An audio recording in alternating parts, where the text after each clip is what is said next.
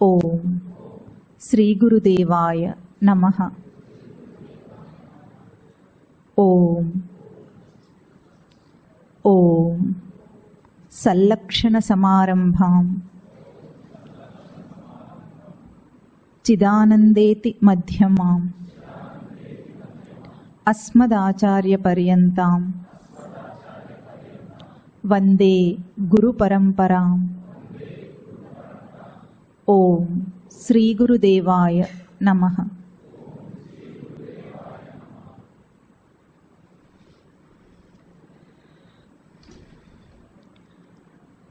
ఇవాళ ఏం మననం చేస్తున్నామో కొంచెం మీకు ఏమైనా గుర్తుందా? ఏం మననం చేయాలో? సరే, ఇవాళ ప్రవచనం మొదలుపెట్టే ముందు ఒక ప్రశ్న అడుగుతాడు. భయం లేకుండా నిజాయితీగా సమాధానం చెప్పాలి. మీలో ఎంతమందికి మరణం అంటే, మృత్యు అంటే, చావు అంటే భయం లేదు?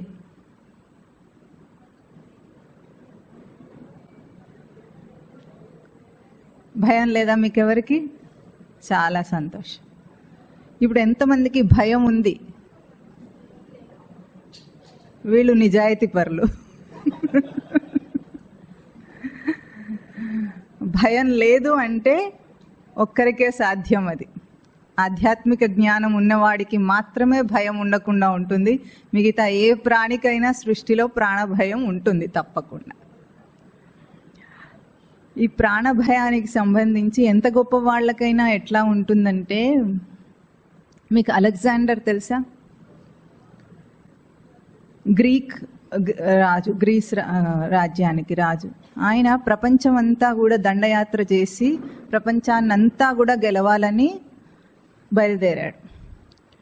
బయలుదేరి అంతటా గెలుస్తూనే ఉన్నాడు. ఎక్కడా తనకు దెబ్బ తగలలేదు, ఎదురు తగలకుండా దిగ్విజయాన్ని పొందాడు.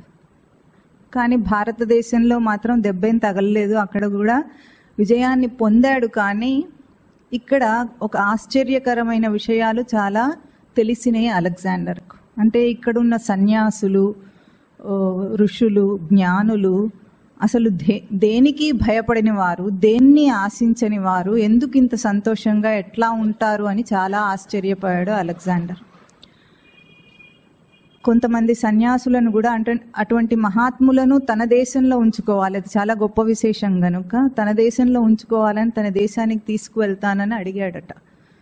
మీరు రండి మా దేశానికి, నేను తీసుకెళ్తాను, మీకు కావలసిన సౌకర్యాలన్నీ ఇస్తాను, ఏవి ఎంత మీకు తపస్సు చేసుకోవడానికి కావాలన్నా, ఎట్లా కావాలన్నా, మీకు ఏ సౌకర్యం కావాలన్నా నేను కల్పిస్తాను, రమ్మన్నారట. మాకు ఏది అక్కర్లేదని కదా మేము సంతోషంగా ఉన్నామని చెప్పాడు. అవన్నీ కావాల్సిన వాడు ఎప్పుడూ సంతోషంగా ఉండలేడు. ఏది అక్కర్లేని స్థితిలో కూడా తాను తన యందు తాను సంతోషంగా ఉన్నవాడే ఆత్మజ్ఞాని. మాకు అవేవి అక్కర్లేదు, మేము బాగున్నాం ఇక్కడే, మేము రాము అన్నట్ట. రాకపోతే ప్రాణం తీస్తానన్నట్ట, చంపేస్తానన్నాడట. చంపేస్తానంటే అంతకంటే అబద్ధం నువ్వేం చెప్పలేవు అని అన్నారు వాళ్ళు. ఎందుకు? చావు అంటే ఏమిటి? నువ్వేం చేయగలవు?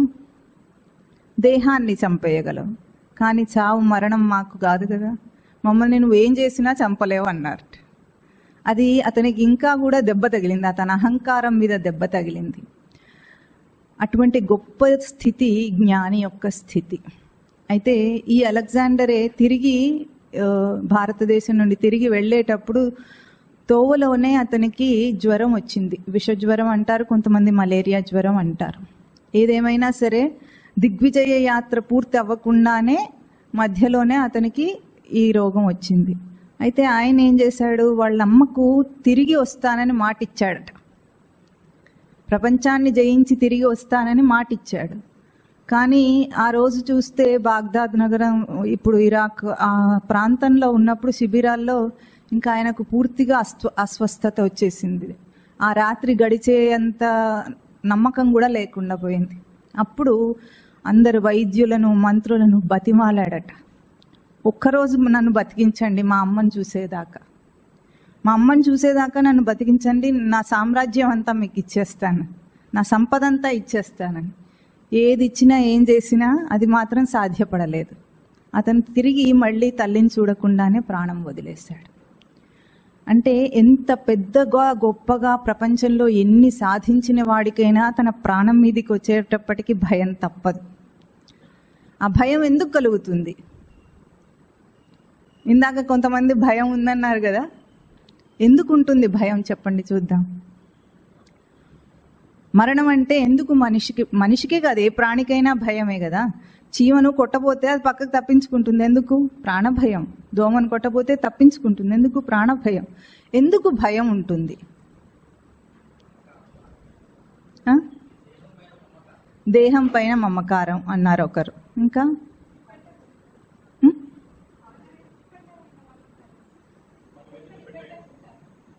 వెనక వాళ్ళ కోసం ఆ భయం. అయ్యో వాళ్ళు ఎట్లాగో బ్రతుకుతారు, మీకు అని చింత అక్కర్లేదు. ఇంతవరకు ఎంతమంది పోయినా అందరూ బ్రతికారు. భర్త లేకపోతే ఉండలేనన్న భార్య, తల్లి లేకపోతే ఉండలేని పిల్లలు, ఇంకెవరు లేకపోయినా ఉండలేనన్న వాళ్ళందరూ ఈ భూమి మీద బ్రతుకుతారు. దానికోసం భయం అక్కర్లేదు. ఇంకా ఎందుకు భయం ఉంటుంది? బ్రతకాలనే ఆశ ఉంటుంది.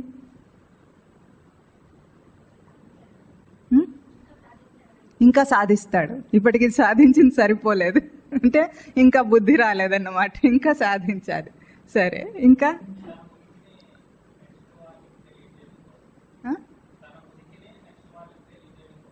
నెక్స్ట్ వాళ్లకు తన ఉనికిని తెలియజేస్తాడా?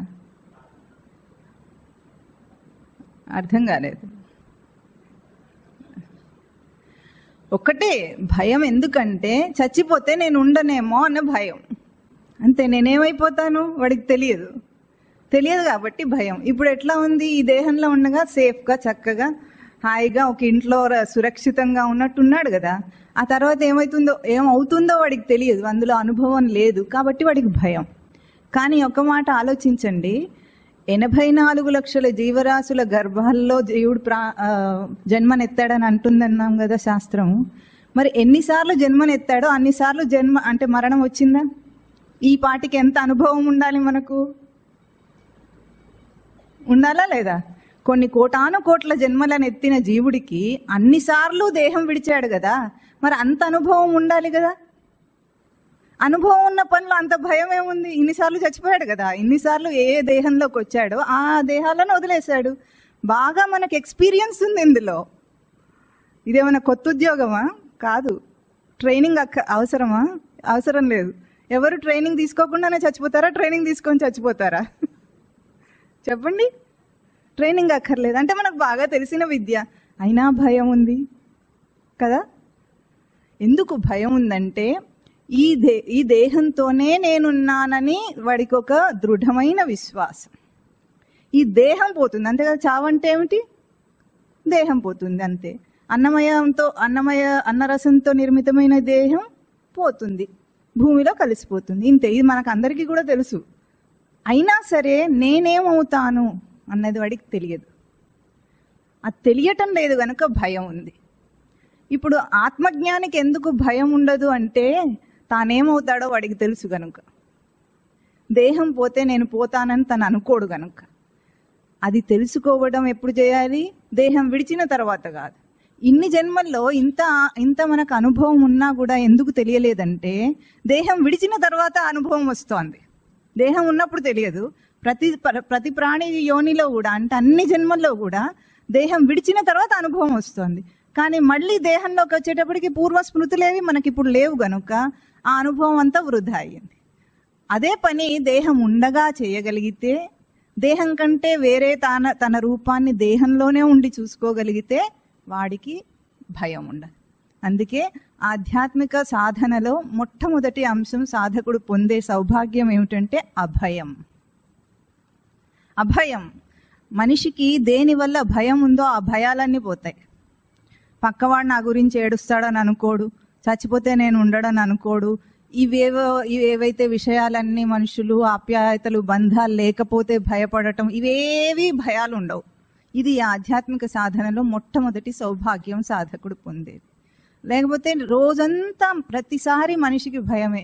స్టేటస్ ఉందనుకోండి, అది పోతుందన్న భయం ఉంటుంది, డబ్బు పోతుందన్న భయం ఉంటుంది, అందం ఉంటే పోతుందన్న భయం ఉంటుంది, ఆరోగ్యం ఉంటే పోతుందన్న భయం ఉంటుంది, బంధాలు ఉంటే పోతాయన్న భయం ఉంటుంది. ప్రతిదాంతో భయమే కదా. డబ్బు ఉంటే పోతుందన్న భయం ఉంటుంది. ఏదైనా ఒక్క వస్తువైనా భయం లేకుండా నీ దగ్గర ఉంచుకోగలిగింది ఉందా? ఏదైనా ఉందా? ఆ భయం, ఈ భయం పోవాలంటే కావాల్సింది ఏమిటి? ఆధ్యాత్మిక జ్ఞానం. ఆ ఆధ్యాత్మిక జ్ఞానాన్ని పొందడానికే మనం ఇప్పుడు ఏం చేస్తున్నామంటే ఈ డబ్బాని తెరుస్తున్నాం. 15 రోజుల క్రితం గుర్తుందా మీకు? గురు పౌర్ణమికి ముందు వారంలో ఏం చెప్పుకున్నాము?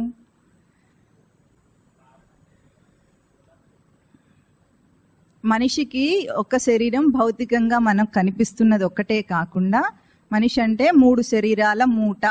చెప్పండి. స్థూల, సూక్ష్మ, కారణ శరీరాలు. చెప్పండి. స్థూల దేహం గురించి, స్థూల శరీరం గురించి కాస్త చెప్పుకున్నాం మనం. ఆ స్థూల దేహం ఎటువంటిది? ఎప్పుడు చూసినా మారిపోతూనే ఉంటుంది. అది పరిణామ పేశలం అంటారు. ఇదం శరీరం పరిణామ పేశలం. పరిణామ పేశలం అంటే మార్పులు చెందటంలో దిట్ట. దిట్ట అంటే అర్థమవుతుందా? ఏమిటి దిట్ట అంటే? మార్పులు చెందటంలో ఇది పర్ఫెక్షనిస్ట్ అంటారు. రోజు మారిపోతూనే ఉంటుంది. మనం ఏమనుకున్నాము? శైశవ, బాల్య, కౌమార, యవ్వన, వార్ధక్య దశలు వస్తాయి దీనికి అనుకున్నాం. కానీ ఆ దశలు రావడానికి కొన్ని సంవత్సరాల కాలం పడుతుంది. కానీ అట్లా కాకుండా రోజు మారుతూనే ఉంటుంది. ఇది మనకు తెలియదు. కానీ మన దేహం నుండి చనిపోయిన ఈ దేహం అంటే కణముల రాశి, కుప్పపోసినట్లు కణములు ఉన్నాయన్నమాట. ఇందులో 74 ట్రిలియన్ కణములు ఉంటాయట. 74 ట్రిలియన్ సెల్స్ ఉంటాయి. అంటే ఒక మెచ్యూర్డ్ హ్యూమన్ బాడీలో, బాగా ఎదిగిన మానవ శరీరంలో 74 ట్రిలియన్ కణములు ఉంటాయి.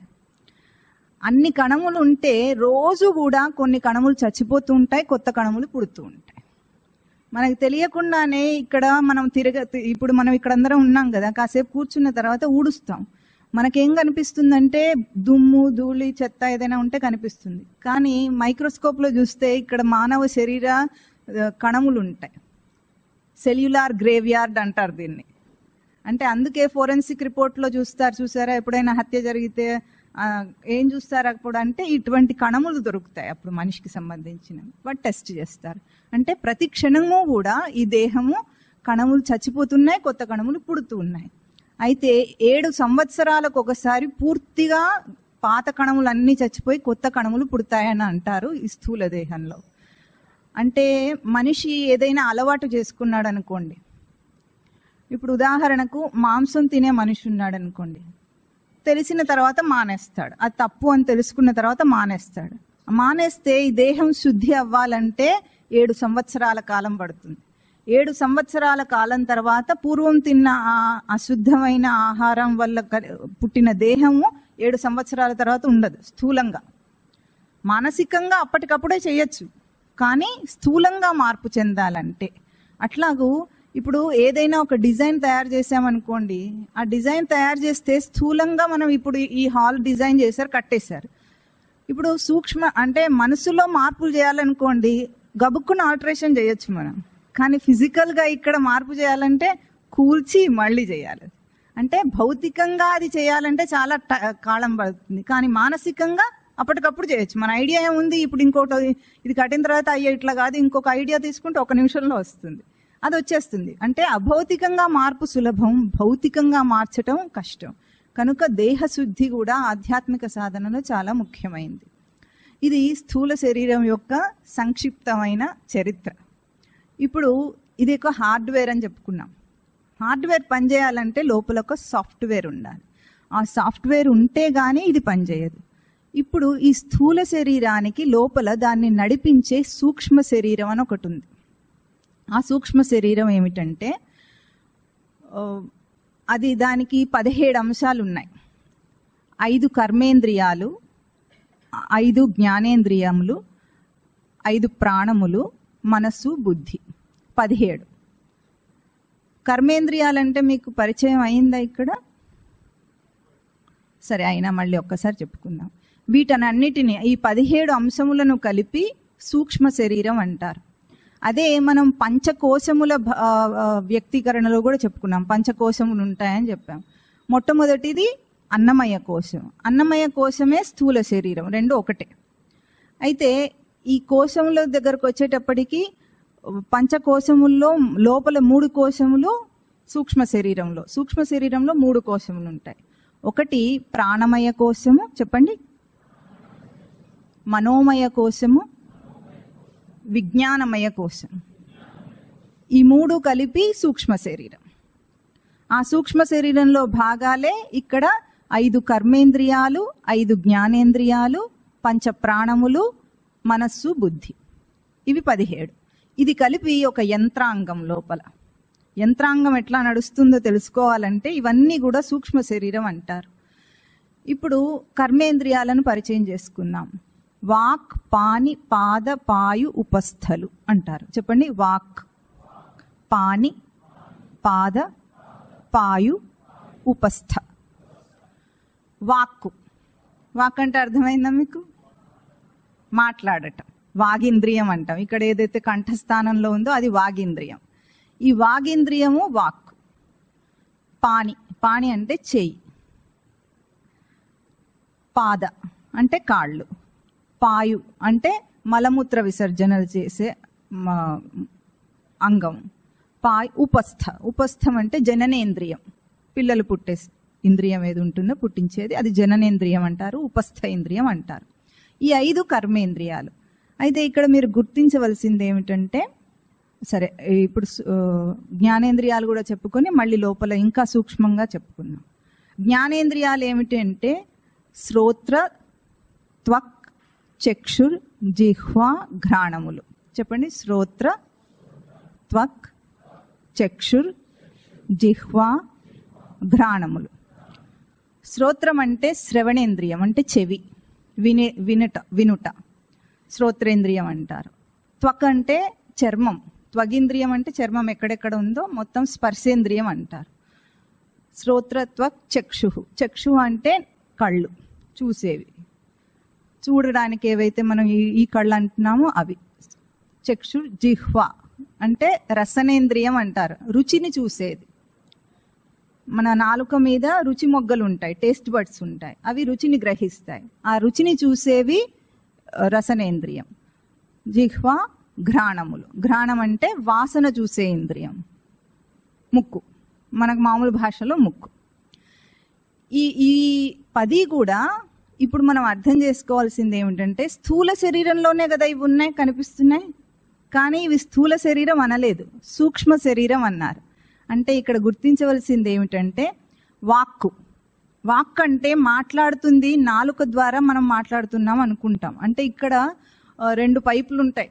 ఒకటేమో ఆహారం తినడానికి, ఒకటేమో గాలి ఆడటానికి.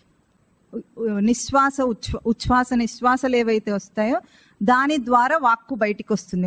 మనకు ఎప్పుడైతే నిశ్వాసలో గాలి బయటికి విడుస్తామో ఆ శబ్దము వాక్ రూపంలో వస్తుంది. ఇప్పుడు కేవలము ఇక్కడ ఈ పైపులు ఉన్నాయే, గొట్టాలు ఉన్నాయి కదా, అవి వాగేంద్రియం కాదు. వాటిలో ఏ శక్తి చేత మనం మాట్లాడుతున్నామో ఆ శక్తి వాగేంద్రియం. ఈ చెయ్యి ఉందనుకోండి, ఇది స్థూల శరీరంలోని భాగం, అంతే కదా. చెయ్యి స్థూల శరీరమా కాదా? కానీ ఇక్కడ పాణి అంటే సూక్ష్మ శరీర అంశంగా చెప్పారు కానీ స్థూల శరీరం అనలేదు. ఎందుకంటే చేయి బయటికి కనిపించే ఇదొక బొమ్మ, కానీ దీనికి పట్టు విడుపు 2 ఉన్నాయా? మనం పట్టుకోగలం, విడవగలం. ఈ పట్టు విడుపు అనే శక్తి ఏది ఉందో అది సూక్ష్మ శరీరం. అంటే ఇప్పుడు పక్షవాతం వచ్చింది అనుకోండి, ఏమవుతుంది? చూడటానికి చెయ్యి ఉంటుంది కానీ దానికి పట్టు ఉండదు. అంటే దీనికి పట్టుకునే శక్తి ఏది ఉందో అది సూక్ష్మ శరీరంలోని అంశము. బయటికి కనిపించే ఈ ఆకారం ఉంది, రూపం ఉంది కదా, ఇది మాత్రము స్థూల శరీరం. అట్లాగే పాదములు, కాళ్ళు నడకడకు కనిపిస్తున్నాయి, కాళ్ళే నడుస్తున్నట్టు కనిపిస్తుంది మనకు, అంతే కదా. కానీ కాళ్ళు బయటగా కనిపిస్తున్నవి ఇవేవున్నాయో ఇవి స్థూల శరీరంలోని భాగాలు. కానీ నడిచే శక్తి ఏది ఉందో లోపల అది సూక్ష్మ శరీరంలోని భాగం. అర్థమవుతుంది కదా. అంటే బయట ఒక హార్డ్వేర్ ఉంది, దాని లోపల ఒక శక్తి ఉంది, నడిపించే శక్తి. ఆ నడిపించే శక్తి సూక్ష్మ శరీరం. అట్లాగే పాయు ఇంద్రియం అంటే మలమూత్ర విసర్జనలు చేయటం కూడా ఆయా ఇంద్రియ భాగాలు కాకుండా లోపల నుండి ఒక శక్తి ద్వారా మనం వదులుతున్నాం. ఒక ఇచ్ఛ కలుగుతుంది మలమూత్ర విసర్జనకు, అప్పుడు మనం చేస్తున్నాం. ఏ శక్తి ద్వారా మనం ఆ విసర్జన చేస్తున్నామో అది పాయు. ఉపస్థ ఇంద్రియం కూడా అట్లాగే. ఉపస్థ ఇంద్రియం అంటే బయటికి కనిపించిన జననేంద్రియం కాదు, దాని లోపల ప్రత్యుత్పత్తి శక్తి, సృష్టిలో ఏదైతే ప్రత్యుత్పత్తి చేయగల శక్తి ఉందో అది ఉపస్థేంద్రియం. ఇది కర్మేంద్రియాలు. జ్ఞానేంద్రియాలు కూడా అట్లాగే. శ్రోత్రం అంటే చెవి. చెవి అంటే ఈ బయట ఆకారంగా కనిపిస్తుంది చూసారా, ఇది బయట ఊరికే షేప్ మాత్రమే, దానికి వినే శక్తి లేదు. లోపల శ్రోత్రేంద్రియం వేరుగా ఉంది. ఇంద్రియం అంటే లోపల ఉన్న వినికిడి శక్తి, ఏ శక్తి ద్వారా మనం వింటున్నామో అది. ఇప్పుడు వృద్ధాప్యంలో, ముసలితనంలో వినికిడి శక్తి తగ్గిపోతుంది. చెవి ఉంటుందా లేదా? చెవి ఉంటుంది, కానీ వినికిడి శక్తి మాత్రం తగ్గిపోతుంది. అంటే లోపల సూక్ష్మ శరీరం దెబ్బతిన్నది, కానీ బయట ఈ స్థూలంగా ఉన్న భాగం కాదు. అట్లాగే చక్షు. చక్షు అంటే కన్ను. కన్ను కూడా ఇప్పుడు చూపు బాగా ఉన్నప్పుడు కూడా అదే కన్ను, చూపు మందగించినప్పుడు కూడా కన్నదే. అంటే చూపులో చూడటానికి ఒక శక్తి ఉంది, ఆ శక్తి చక్షురింద్రియం. కన్ను బయటికి ఇది మాత్రమే.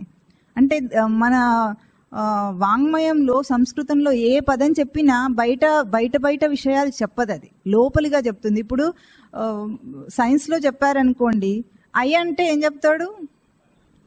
కన్ను ఒక్కటే చెప్తాడు.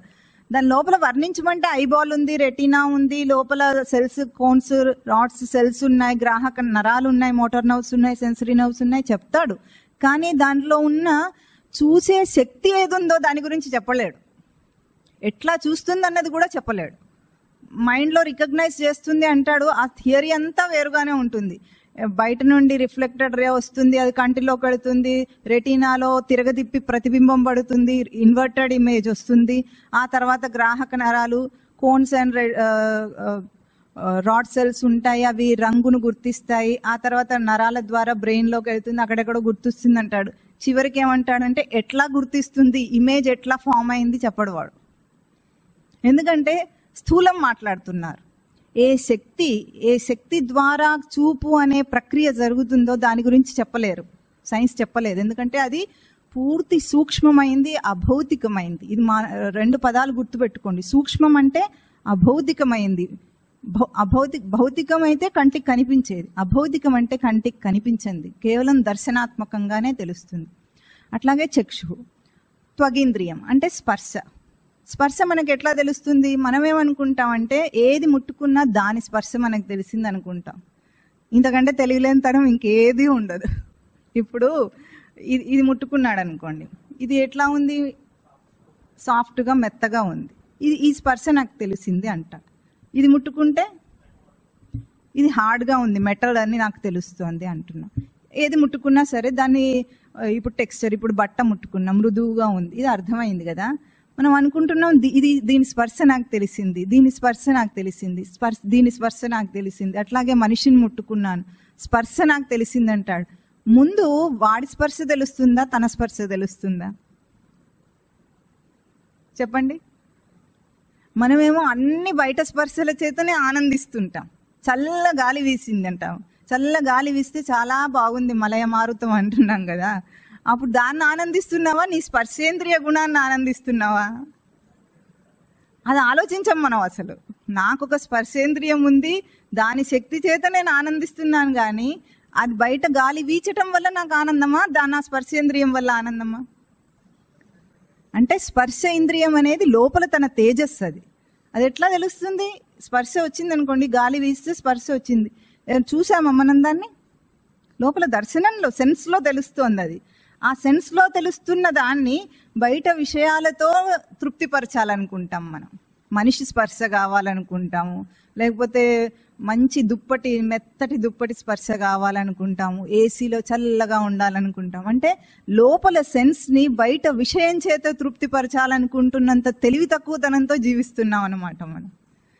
మన స్పర్శేంద్రియాన్ని ఆనందించిన రోజున దాంతో మనకు పని లేదు. సెన్స్ పోయిన రోజున, స్పర్శ పోయిన రోజున, ఇప్పుడు అంత పోయేదాకా మనకు తెలియదు అనుకోండి, పోనీ రోగం ఇప్పుడు రాలేదు. ఎప్పుడైనా కాలు తిమ్మిరెక్కిందా మీకు? తిమ్మిరెక్కితే స్పర్శ తెలియకుండా అయిపోతుంది కదా. అప్పుడు మనం ఎట్లా ఉంటుంది, కాలు ఉంది, అంతా ఉంది, అయినా కానీ మనకు తెలియటం లేదు. అప్పుడు ఎట్లా ఉంటుంది, వెంటనే ఇట్లా విదిలించుకుంటాం తిమ్మిరి పోవాలని. ఎంత ప్రయత్నిస్తాం అంటే ఆ సెన్స్ ఒక్క నిమిషం వదిలేస్తే మనకు అర్థమవుతుంది. ఉన్నప్పుడు మనకు విలువ తెలియటం లేదు వాడుకుంటూ ఉంటే. అట్లాగే ఇప్పుడు ఈ చర్మం అనేది త్వగింద్రియం కాదు, లోపల స్పర్శ జ్ఞానం ఏది ఉందో అది త్వగింద్రియం. శ్రోత్ర త్వక్ చక్షుర్ జిహ్వ ఘ్రాణము. జిహ్వ అంటే నాలుక మీద ఇన్ని రుచులు తెలుసుకుంటున్నాం కదా మనము. ఒక్కసారి ఆలోచించండి, ఇన్ని రుచులు బయట నుండి కోరుతుంది. దేనివల్ల మనకు రుచి తెలుస్తుంది?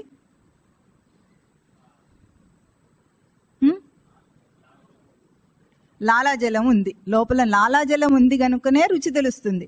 ఎప్పుడైనా జ్వరం బాగా ఉన్నప్పుడు తీవ్రంగా హై టెంపరేచర్లో నోరు ఎండిపోతుంది. అప్పుడు నోరుకి రుచి లేదు అంటాం. ఏ పదార్థం తిన్నా రుచించటం లేదు అంటాం. అంటే ఏ రుచి అయినా, షడ్రుచులలో ఏ రుచి అయినా మనకు దేని వల్ల తెలుస్తుంది? లాలాజలం వల్ల తెలుస్తుంది. అవునా? లాలాజలంకి రుచి ఏముంది చెప్పండి? లాలాజలానికి రుచి ఉందా? పుల్లగా ఉందా, ఉప్పగా ఉందా, కారంగా ఉందా, చప్పగా ఉందా, ఎట్లా ఉంది? దానికి రుచి లేదు. అయినా ఎప్పుడూ మింగుతూనే ఉంటాం, చూసారా? బాలేదంటామా? ఎప్పుడైనా వద్దంటామా? అనం. వేరే రుచులేమో కాసేపే. ఎంత ఇష్టమైన పదార్థమైనా, ఒక స్వీట్ ఉందనుకోండి, మీకు బాగా ఇష్టమైన ఒక స్వీట్ చెప్పండి.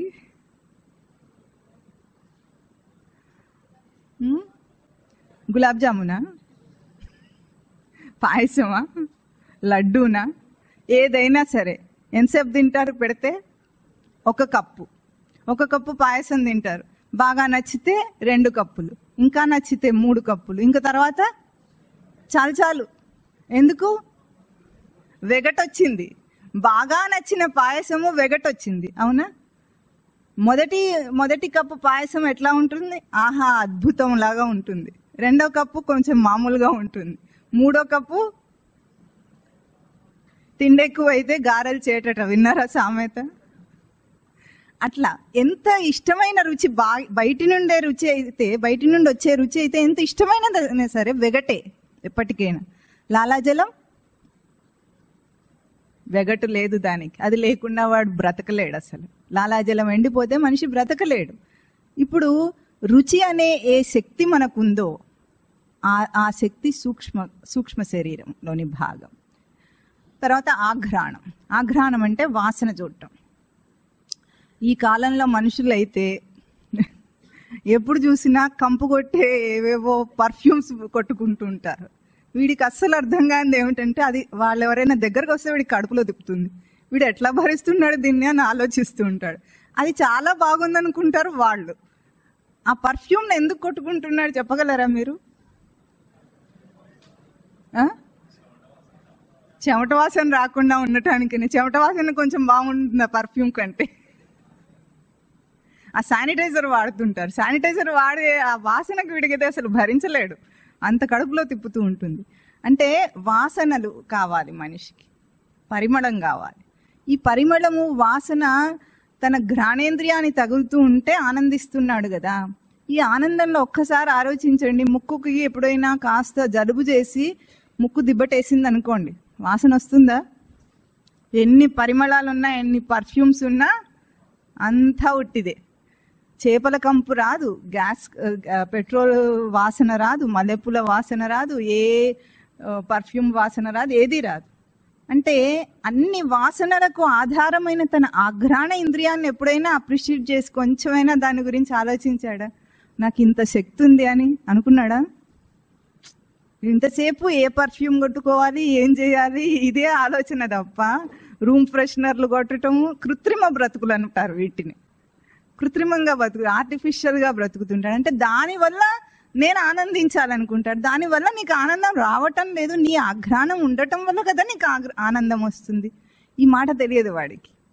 అంటే ఏ ఆఘ్రాణ శక్తి మన ముక్కుకుందో, ముక్కు షేప్ కాదు ఇది. ముక్కు అంటే ఆఘ్రాణేంద్రియం అనగానే ముక్కు అని తెలుగులో మనం అనువాదం చేసి చెప్పేస్తాం. అంటే ఏమిటంటే, కానీ ముక్కు అంటే ఇది పైది షేప్డ్గా ఉందే అందం చూపించే ముక్కు, అది ముక్కు కాదు. ఆఘ్రాణం అంటే లోపల ఘ్రాణ శక్తి, వాసన చూసే శక్తి ఒకటి ఉంది, అది సూక్ష్మ శరీరంలోని భాగం. ఇది 10 కర్మేంద్రియాలు, 10 జ్ఞానేంద్రియముల చరిత్ర. మనస్సు, బుద్ధి.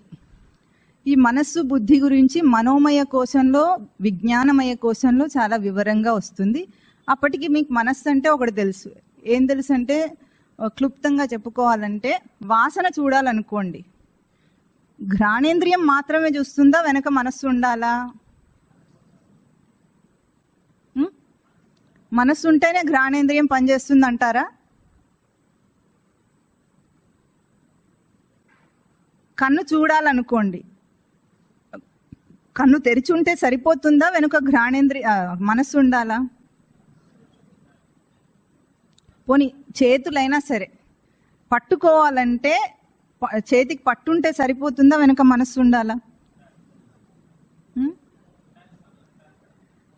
ఎట్లా చెప్తారు? మనస్సు లేకపోతే చేయలేడా మనిషి?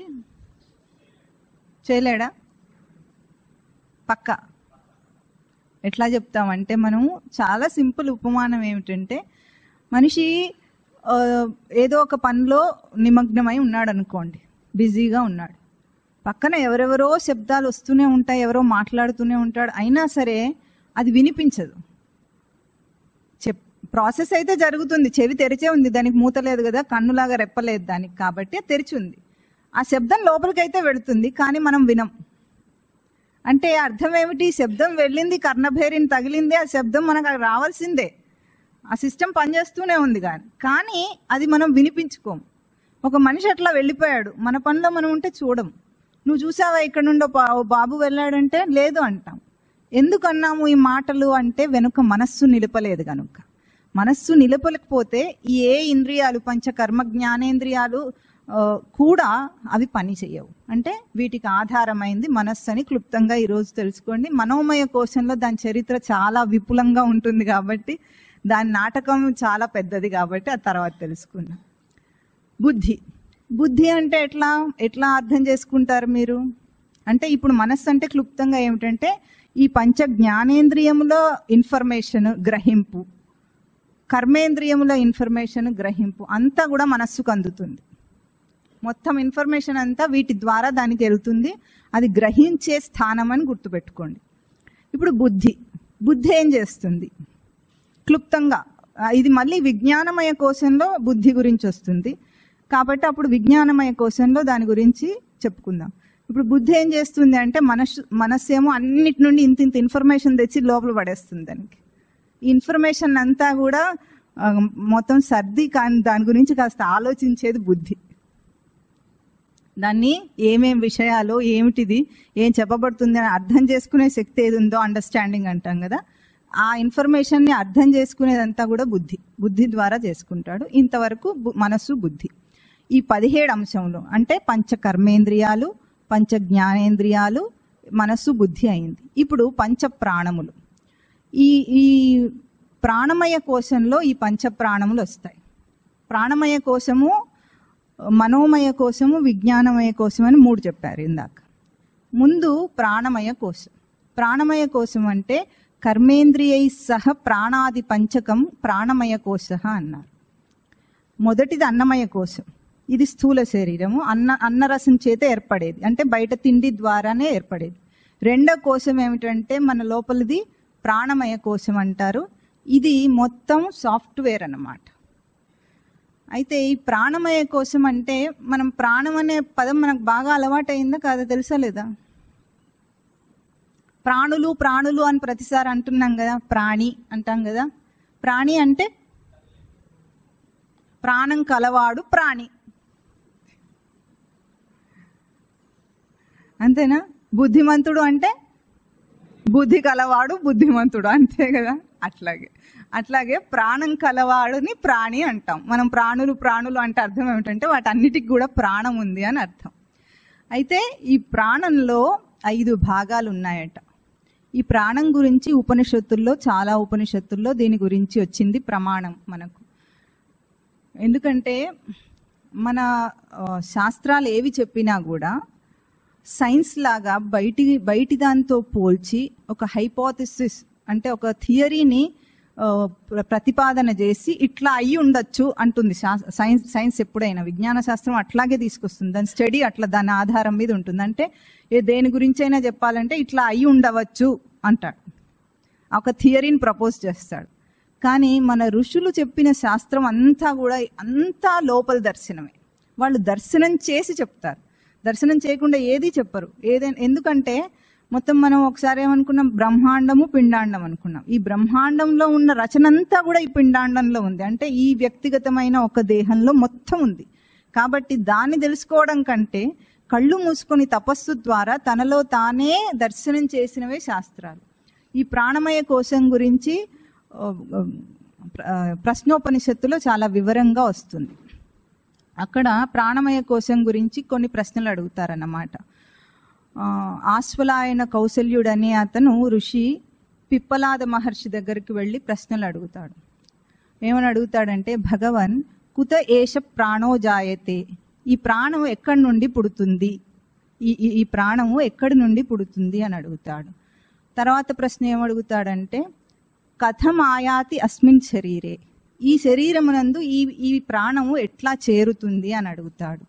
తర్వాత ఆత్మానం వా ప్రవిభజ్య కథం ప్రాతిష్ఠతే, అంటే ప్రాణమనే వాయువు తనను తాను 5 భాగాలుగా చేసుకుంది.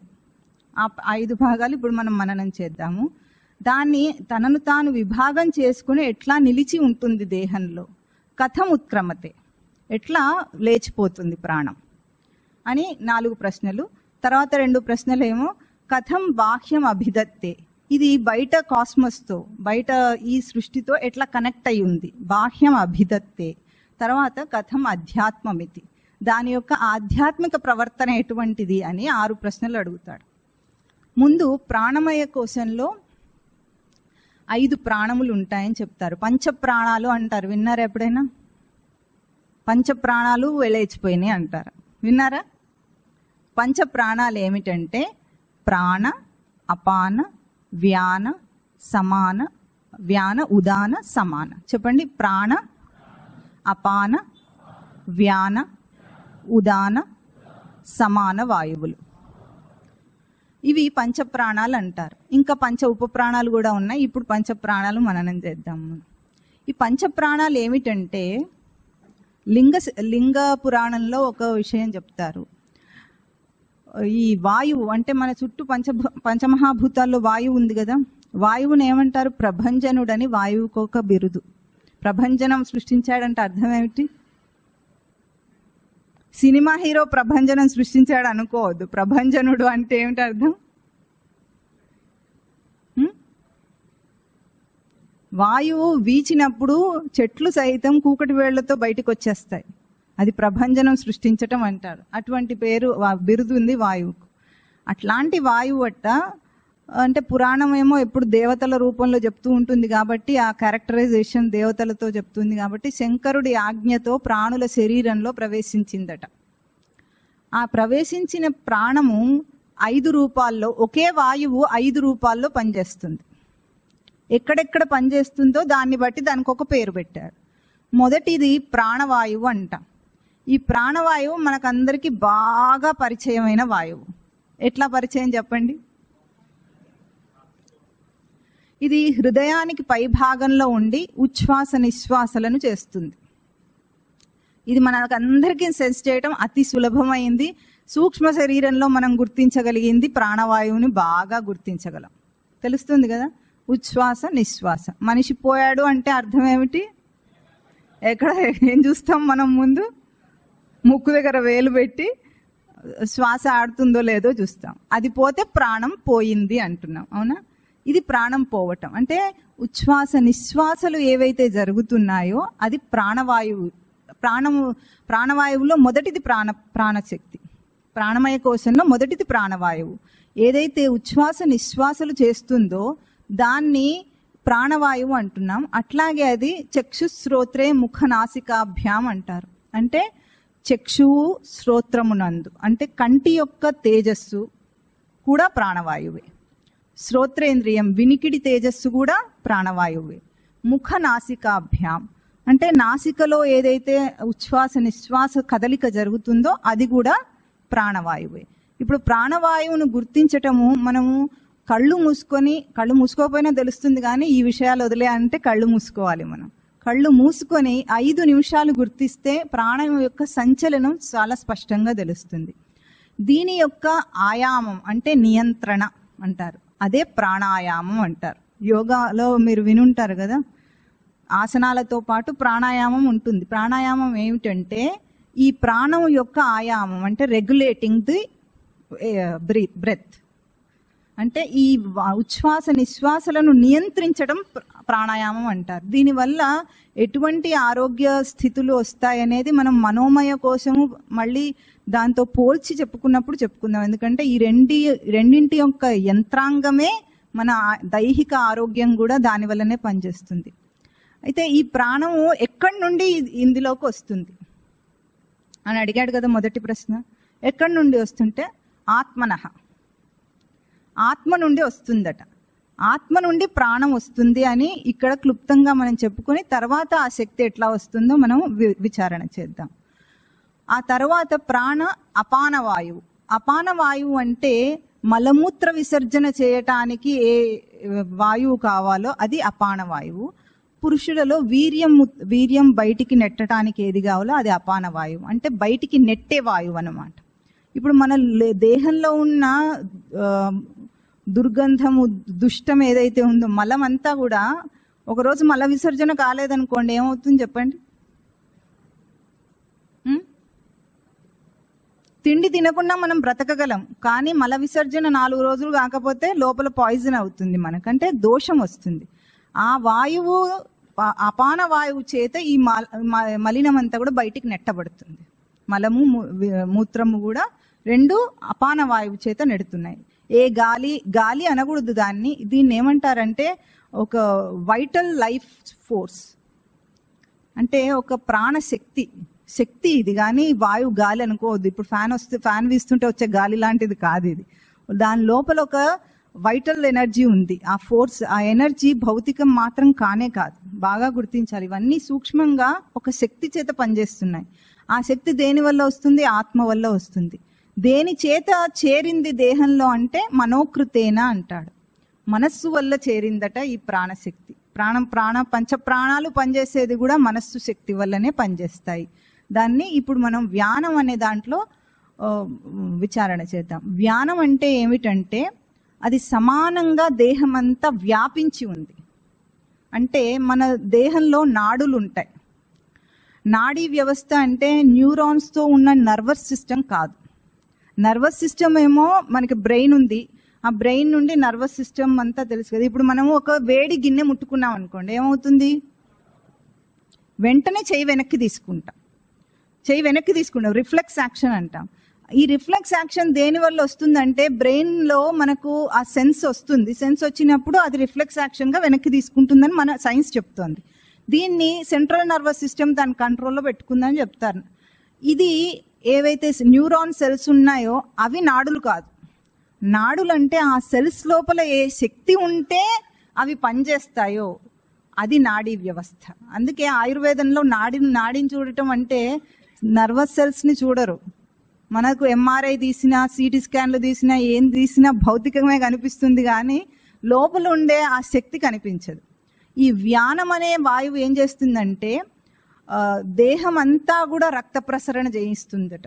ఎట్లాగూ 101 నాడులు మన దేహంలో ఉంటే ఆ నాడులన్నీ కూడా మళ్ళీ ఆ 101 కూడా మళ్ళీ 100 భాగాలు అవుతుంది, 100 శాఖలు వస్తాయి ఒక్కొక్క దాంట్లోంచి.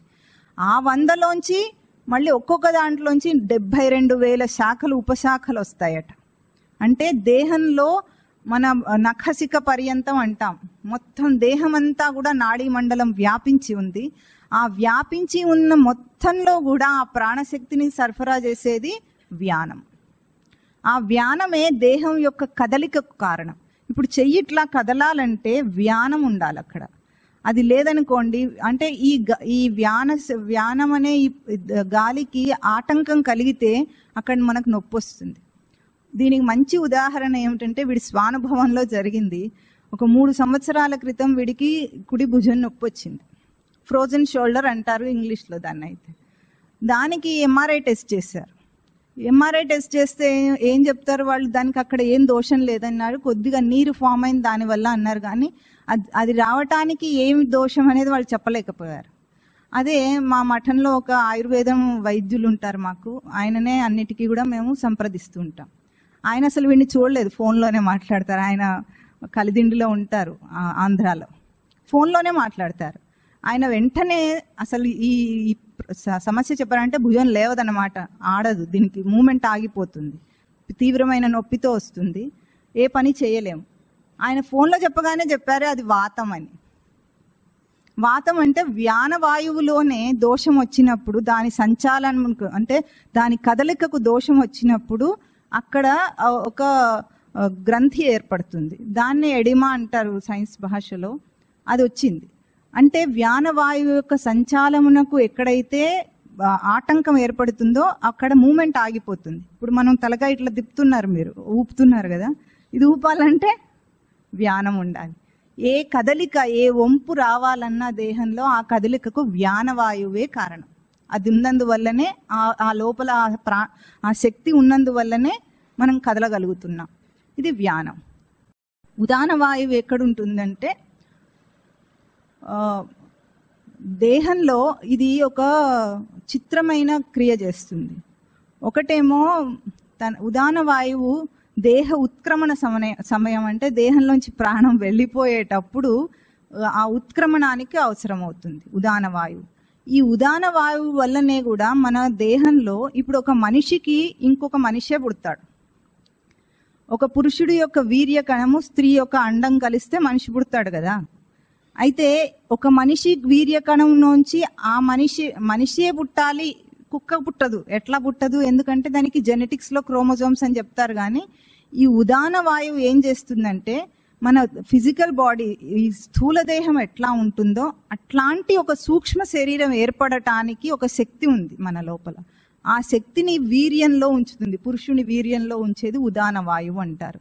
అందుకే మళ్ళీ జన్మకు కారణమైంది ఉదాన వాయువు. ప్రాణం లేచిపోయేటప్పుడు కూడా మనకు కావాల్సింది ఉదాన వాయువు.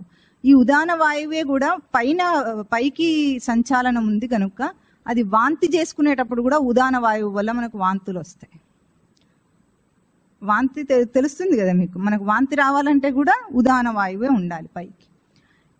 మిగిలింది ఇంకొకటి సమాన వాయువు. సమాన వాయువు నాభి ప్రదేశంలో ఉంటుంది.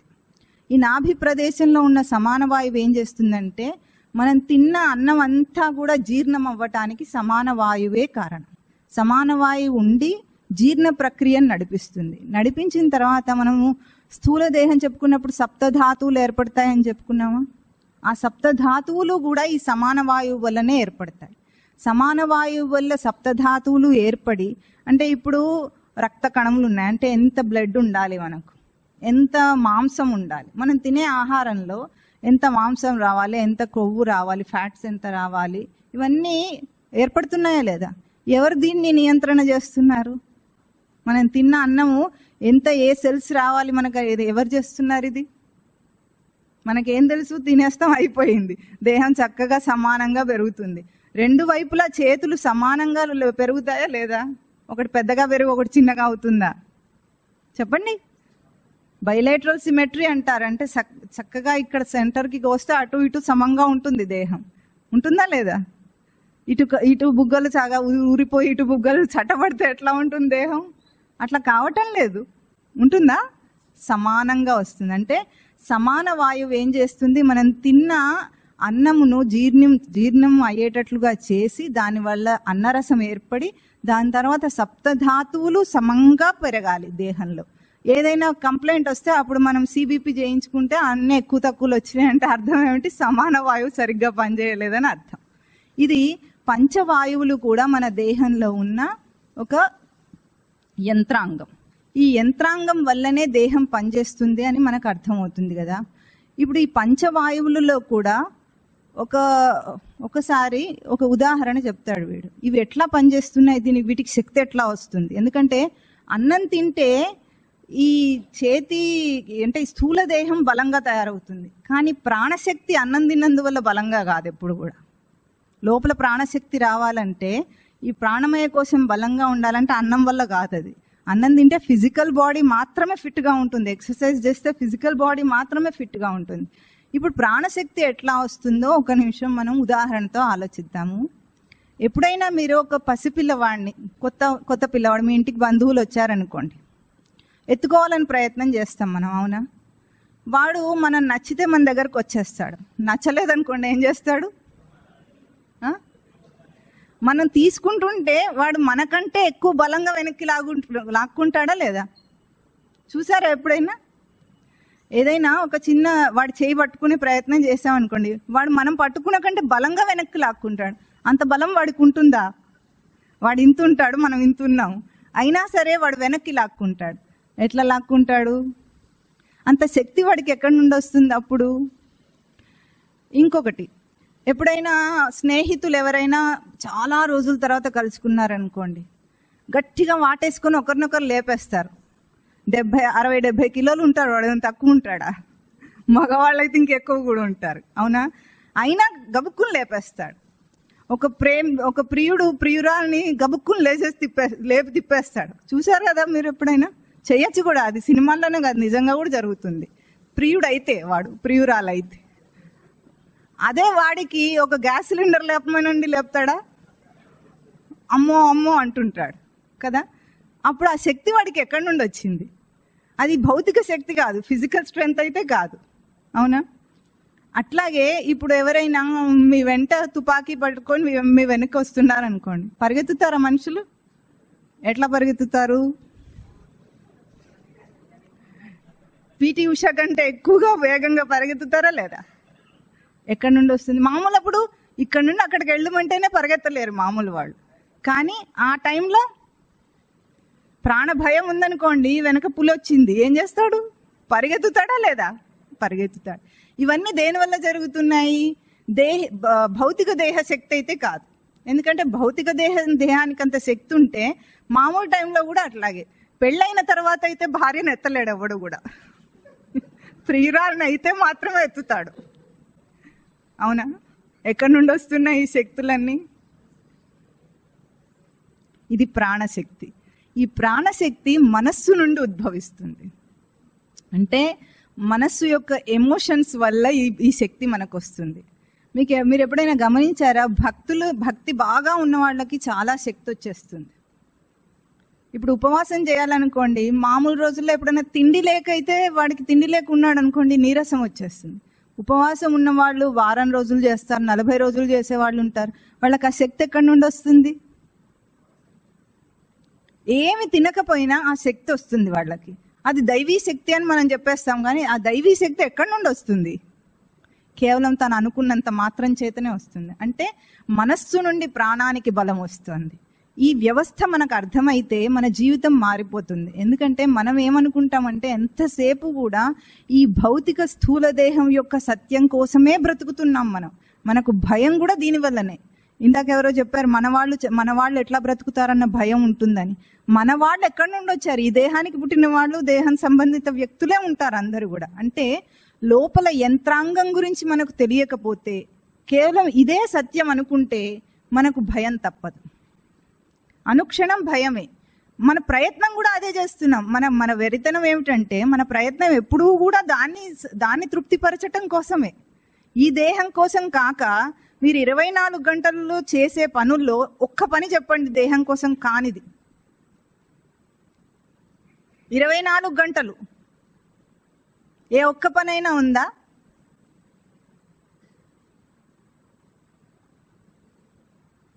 ఏదన్నా ఒక్కటి. కరెక్ట్, పూజ ఒక్కటి. చాలా మంచి విషయం. ఇంకెవరు చెప్పలేదు అది కాక. ఇంకేదైనా దేహం కోసం కానిది ఒక్కటైనా ఉందా? ఒక్క విషయం కూడా లేదు. ఒక్క పని కూడా మనం చేయటం లేదు.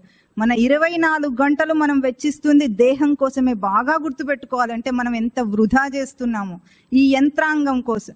లోపలేమో మనకు అసలు ఏమీ తెలియదు, నేనెవరో తెలియదు, నేనెవరో తెలియకుండా ఈ డబ్బానే నేను అనుకొని దీనికోసం మన జీవితకాలం అంతా, ఒక్క 24 గంటలు కాదు, జీవితకాలం అంతా. ఇది తెలివైన పనా? కొంతమంది పూజ చేస్తారు, గుడ్, మంచిది. అది ఆ పూజ కూడా ఎట్లా చేస్తారు?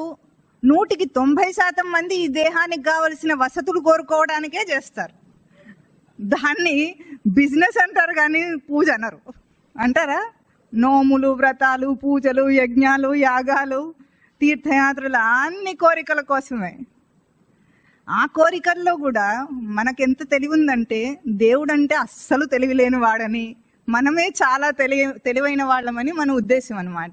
ఎందుకంటే మనం ఏం చేస్తాం? ఒక్క కొబ్బరికాయ కొడతాడు. ఎన్ని? ఒక్కటి. సంకల్పం తెలుసా మీకు? క్షేమ, స్థైర్య, విజయ, అభయ, ఆయు, ఆరోగ్య, ఐశ్వర్య, అభివృద్ధ్యర్థం, ధర్మ, అర్థ, కామ, మోక్ష, చతుర్విధ ఫల పురుషార్థ సిద్ధ్యర్థం ధమ్ ధమ్ అనుకుంటూ ఎన్ని అడిగాడు? అట్ ద కాస్ట్ ఆఫ్ ఒక్క కొబ్బరికాయ. ఎంత? 30 రూపాయల, 25 రూపాయల? 30 అనుకోండి. 30 రూపాయల కొబ్బరికాయ ఇచ్చి ధమ్ ధమ్ ధమ్ ధమ్ అని ఎన్ని అడిగాడు? క్షేమము, స్థైర్యము, విజయము, అభయము, ఆయు, ఆరోగ్య, ఐశ్వర్య, అభివృద్ధి అన్ని. ఆ కొబ్బరికాయలు కూడా మా స్వామివారు చాలా తమాషాగా చెప్తుంటారు. దీన్ని గుడికి వెళ్ళి కొబ్బరికాయ కొడతాడట. ఏం తెచ్చుకుంటాడు? అంటే సగమే, సగం వాడికి, సగం స్వామికి.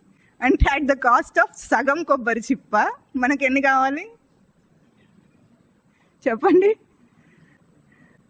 ఈ బిజినెస్ డీల్ ఏమైనా సరిపోయిందా? తెలివి ఉన్నవాడు చేస్తాడు ఎట్లాగూ? అంటే దేవుడికి అసలు తెలివి లేదని అర్థం. ఆయన ఏమడిగాడు? పత్రం, పుష్పం, ఫలం, తోయం యో మే భక్త్యా ప్రయచ్చతి తతహం భక్త్యుపహృతం అస్నామి. అంటే పత్రం ఒక ఆకు, పుష్పం ఒక పువ్వు, ఫలం ఒక పండు, తోయం అంటే కాసిన నీళ్లు. ఈ 4ంటిని కూడా ఎవడైతే భక్తితో ఇస్తాడో వాడిచ్చిన దాంట్లో భక్తిని నేను తీసుకుంటానన్నాడు. అవి కూడా తీసుకోడు పాపం. మనకేమో భక్తి, శ్రద్ధ లాంటివి ఏమి ఉండవు.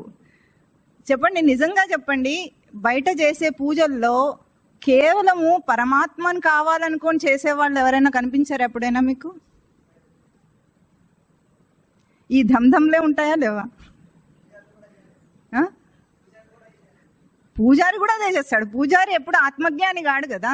అవటానికి బ్రాహ్మణ కులంలో పుట్టి ఉండవచ్చు, కానీ అతడు ఆత్మజ్ఞాని కాదు. అది బాగా గుర్తించండి. ఆత్మజ్ఞాని అన్ని కులాల కంటే ఉత్తమ కులం వాడిది సాధన కులం.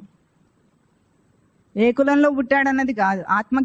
ఆత్మజ్ఞానం కోసం జిజ్ఞాస ఉన్నవాడు, సాధన చేసేవాడు, కులానికి అతీతుడు వాడు ఈ కులాలకు సంబంధించిన వాడు. ఈ కులాలన్నీ మన భౌతిక ప్రపంచంలో మనం కల్పించుకున్నవి. కానీ అయితే దాంట్లో ఏ కులంలో పుట్టినా, బ్రాహ్మణ కులంలో పుట్టి కూడా వాడికి బ్రహ్మ జిజ్ఞాస ఉంటే వాడు బ్రాహ్మణుడు. పురోహితులు అందరూ బ్రాహ్మణులు అనిపించుకోవడానికి లేదు. వాళ్ళ అనుష్ఠాన పరులు, ఆచార పరులు అంతే. అంతేగాని వాళ్ళకి ఇవేం అక్కర్లేదు. వాళ్ళు కూడా పొట్టకుట్టి కోసమే బ్రతుకుతున్నవాడు. బ్రహ్మజ్ఞానం కోసం తపస్సు చేస్తున్న వాళ్ళు కాదు. అంటే మనం చేసే పూజ అనే ఒక ఎమోషన్లో ఏదైతే మనకు ఇప్పుడు శక్తి వస్తుందా అన్నామో, అంటే ఒక ఉపవాస దీక్షలో కానీ ఏదైనా దీక్ష చేసినప్పుడు శక్తి వస్తుంది కదా, ఆ ప్రాణశక్తి కూడా దాని వెనుక మనస్సే ఉంది. ఆ మనస్సు పూజ అనే, భక్తి అనే ఒక ఎమోషన్ని అడ్డం పెట్టుకుని వస్తుంది. కానీ నిజానికి అది ఎంతమంది సరిగా చేస్తున్నారు? భగవద్గీతలో స్వామి ఒక శ్లోకం చెప్తారు. త్రైవిద్యామాం సోమపాహ పూతపాపాహ యజ్ఞైరిష్ట్వా స్వర్గతిం ప్రార్థయంతే తే పుణ్యమాసాద్య సురేంద్రలోకం అశ్నంతి దివ్యాన్ దివి దేవభోగాన్ అంటారు. అంటే యజ్ఞయాగాది క్రతువులు అన్నీ చేసి, వేదాలలో చెప్పినవన్నీ చేసి స్వర్గలోకాన్ని కోరతాడట. వాడి వెరితనం చూడు అర్జున, నన్ను కోరడు అంటాడు. నాకు పూజ చేసి నన్ను కోరకుండా స్వర్గాది లోకాలను కోరతాడట. అంటే మనిషి తెలివిలేనితనంలో భక్తిని కూడా దుష్ప్రయోజనం కోసమే వాడుకుంటున్నాడు. భక్తి అనేది చాలా గొప్ప శక్తి అది. అయినా సరే దాన్ని కూడా ఈ భౌతిక జీవితము భౌతికమైన సుఖాల కోసమే వాడుకుంటున్నాడు. ఇంతకీ ఇక్కడ సారాంశం చెప్పొచ్చేది ఏమిటంటే, ఈ యంత్రాంగాన్ని మనం ఎప్పుడైతే తెలుసుకుంటామో మన లోపల ఉన్న అద్భుతమైన ఒక ప్రాణశక్తిని ఇలాంటి వృధా వాటికి మనం వాడుకోం, మనం వృధా చేస్తున్నాం. ఎంత గొప్ప ప్రాణశక్తి ఉందంటే సృష్టికి ప్రతి సృష్టి చేయగలడు మనిషి ఒక్కడే, దానికి ఋషులు అక్కర్లేదు. ఇప్పుడు ఒక ఋషి తపస్సు చేసి ప్రతి సృష్టి చేశాడని అనుకుందాం, విశ్వామిత్రుడు చేస్తే ఎక్కడి నుండి చేస్తాడు? ఆ తపస్సు ఎక్కడి నుండి వస్తుంది? ఒక మనిషే కదా, మనిషి నరుడుగానే జన్మనెత్తాడు, ఆ నర జన్మలోనే అంత సాధించాడు. అంటే అంత అద్భుతమైన ఒక ప్రాణశక్తిని మనము వృధా చేసి విషయాల మీద వాడుకుంటున్నాం. ఆ వృధా చేయకుండా ఉండాలి. అంటే బయట పనులన్నీ ఆగిపోతాయంటే అస్సలు ఆగిపోవు, బయట పనులన్నీ జరుగుతూనే ఉంటాయి, బయట వ్యవహారం జరుగుతూనే ఉంటుంది. కానీ తన ప్రాణశక్తి యొక్క ఉపయోగం బయట వృధా కాకుండా ఉంటుంది. అది మనోమయ కోశంలోకి వెళ్ళినప్పుడు ఆ మనోమయ కోశాన్ని మనం అర్థం చేసుకున్నప్పుడు చాలా బాగా స్పష్టంగా అర్థమవుతుంది. ఎందుకంటే మనస్సే మొత్తం ఈ సృష్టిలో మన ఈ నాటకానికి, ఇప్పుడు మనం జీవిస్తున్న జీవనానికి మూలమైంది. అది దాన్ని అర్థం చేసుకుంటే మొత్తం దాని దుష్ట ప్రయోజనాలు అర్థమవుతాయి, దాని సరైన ప్రయోజనాలు కూడా మనకు అర్థమవుతాయి. ఇప్పుడు మనం ఏం చేస్తున్నామంటే స్థూల దేహం నేను కాదు అన్న దాన్ని ముందుగా అర్థం చేసుకోవాలి. దాంట్లో ఈ స్థూల దేహాన్ని నడిపిస్తున్న ఒక ప్రాణశక్తి ఉంది. ఆ ప్రాణమయ కోశం అనేదే వైటల్ లైఫ్ ఫోర్స్, అంటే దేహాన్ని నడిపించే ఒక సాఫ్ట్వేర్. ఆ సాఫ్ట్వేర్ కూడా అర్థం చేసుకున్న తర్వాత అది కూడా నేను కాదో అవునో తెలుస్తుంది మనకు. దాన్ని కూడా నేను అనుకోకూడదు. స్థూలదేహం నేను అనుకుంటే డెస్టినీ ఏమిటి? మరణం. గుర్తులేదా? 15 రోజుల్లో ఏం గుర్తు పెట్టుకుంటామంటారా? స్థూలదేహమే నేను అనుకుంటే అన్నిటికంటే గొప్ప బాధ ఏమిటి? మరణం. ఇది నేనంటే ఇది పోతుంది గ్యారెంటీ. ఇది మళ్ళీ దానికి వచ్చే కష్ట నష్టాలన్నీ నావవుతాయి. కనుక స్థూలదేహం నేను కాదు. ఆ స్థూలదేహం వెనుక ఉన్న ఈ ప్రాణమయ కోశంలోని పంచ ప్రాణములు, దాని విశేషం తెలుసుకున్నాం. అది నేను అనుకుంటే ఏమవుతుందో వచ్చే వారం తెలుసుకుందాం మనం. సరే చెప్పండి. ఓం తత్ సత్.